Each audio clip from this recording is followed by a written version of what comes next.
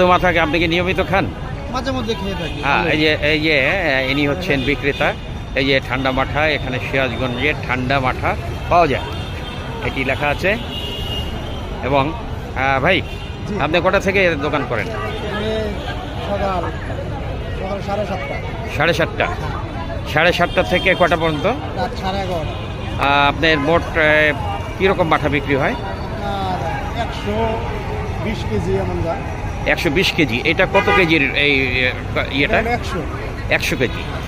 এটি দর্শক দেখুন, এটি হচ্ছে 100 কেজি মাঠা এখানে ধরে এই কন্টেইনারটা কিংবা এই ট্যাঙ্কে।